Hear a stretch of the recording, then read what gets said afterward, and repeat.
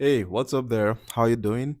If you're a foreigner moving to Kazakhstan or any Russian-speaking country, in this video, I am going to give you 10 Russian phrases or words you might need or you will need in your first few days or weeks in Kazakhstan so that you can get some things done.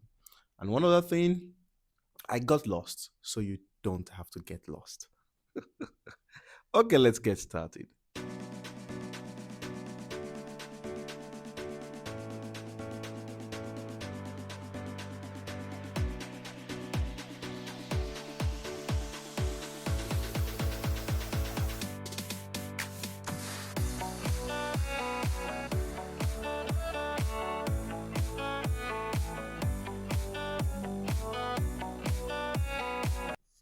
Number one on my list is the word "привет" or "здравствуйте." Здравствуйте. Oh God. I remember I kind of struggled with that earlier on when I came to Kazakhstan a few years ago. So "привет" is the informal form of hi. Then "здравствуйте" is kind of the more respectful, official or formal form of hello. You say "здравствуйте," and some people keep it short as saying "здравствуй." Здравствуй, здравствуй. Just hello. This is one beautiful way to start your conversation in English, in Russian, of course, and converse with people. You don't even have to converse, just to say that it's just courtesy. Start with that. Let's run to number two. Number two, learn to say spasiba. Spasiba means thank you. Spasiba. It means thank you. When people do you some favors here, or when you're given directions and the likes, you need spasiba to appreciate people, just like in English language. Thank you. I appreciate you. Number three on my list is где туалет.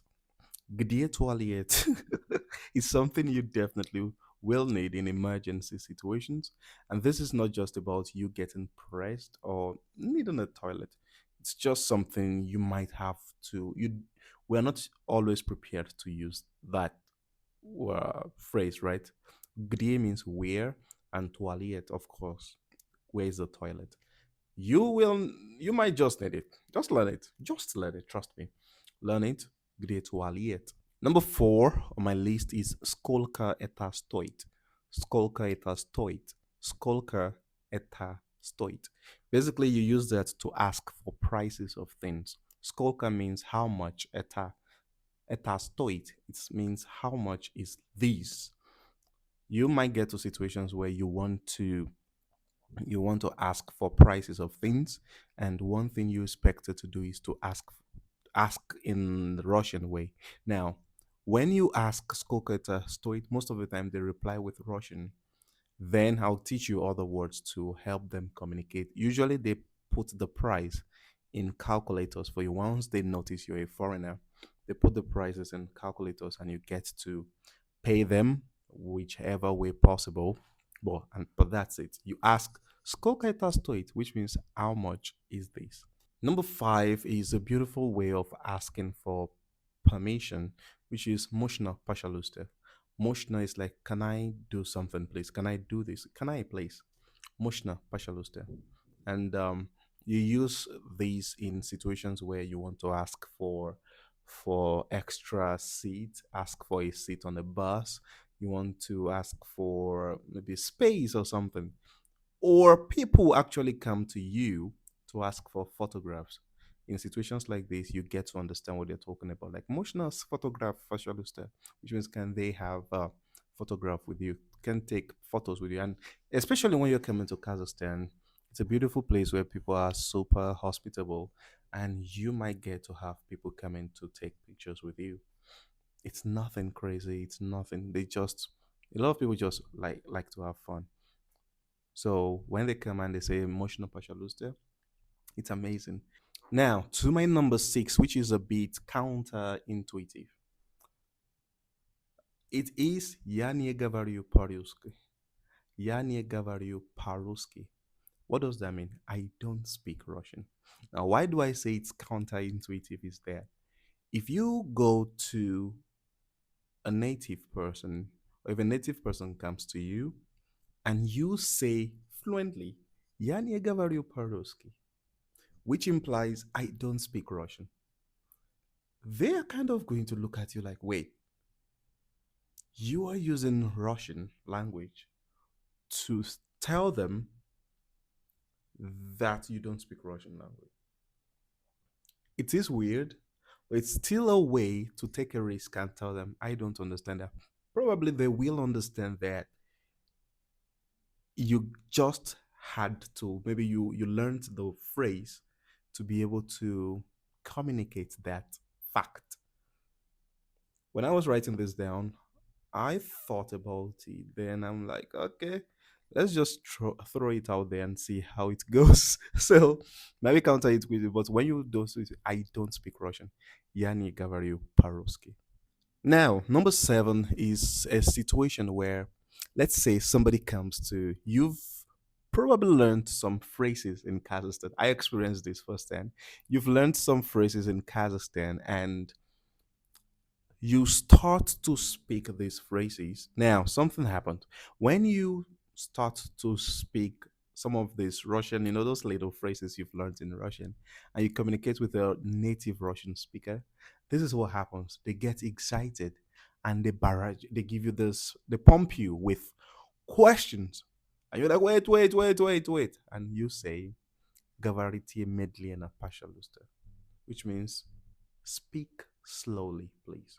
So, which means you want them to speak as slowly as possible for you to be able to grasp the meanings or the words they have said. Because when Russian is, have you seen people speak Russian as fast as possible? You'll be like, what are you talking about? So you've got to tell them to, even somebody my level, sometimes when people speak Russian, I am like, okay, wait, hold up. Медленно, пожалуйста. Yeah.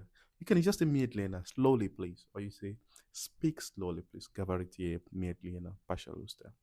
Number eight is, this number eight is kind of like two in one, but I'm just going to give it a second one, which is most of the time when people come to you, they ask this basic question.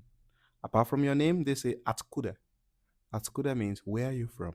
Atkuda V or Atkuda T. Usually, taxi drivers would ask you, where are you from? And a beautiful way to just reply them is Ya is then the name of your country. So Ya is Nigeria. I am from Nigeria. Ya is means I am from or I came from. So Ya is, just give them that and reply. Now, replying that might be a conversation starter for a language you don't speak. So you could have as well start with Ya is Nigeria. And once they ask you for the question, use Я не говорю по-русски. And just go with that. I'm just trying to look at how weird it's gonna be. And as I am speaking this, I am reliving my experience here about 6 years ago in Kazakhstan with people coming to me and I only understood the word khleb. Khleb means bread. And for let's just forget how bread was my first word in Kazakhstan. That's a story for another day. Number nine is you might need to learn the word pamagitia, which means help. Okay, help, just it. We don't know what kind of situation you might be. Maybe you're carrying bags or you need somebody to open the door for you. Yeah, because these doors use codes. You might need people to open doors for you. Maybe you need people to help you check when the next taxi or bus is coming. So you can just say pamagiti, and once you say pamagiti, help me. Usually people come closer to you to see what problem you have or you're dealing with. So that's something that might help you. And last but not least is when people ask you, how are you doing? Which is kaktela. People ask you, how are you doing? Now your response should be, hopefully, thinking you're fine. Your response should be Marna, which means it's all good. I am doing well. I am all fine. Everything is normal. That's just it. So it's a perfect way to respond to questions of how are you, как дела? Все нормально. Oh, I got that straight away. Все нормально. And you do that. Let's keep this one short. These are the 10 words and phrases you need to survive your first few days before you start learning anything basic Russian in Kazakhstan. I wish you the very best. If you haven't watched my 6 years experience in Kazakhstan, make sure you check it out right now. Check it out, watch it, and tell me what you think of my experience in Kazakhstan. Also, if you want me to say or what tell you anything about my video, if you want me to tell you anything about Kazakhstan, please write in the comment section. See you later. Goodbye.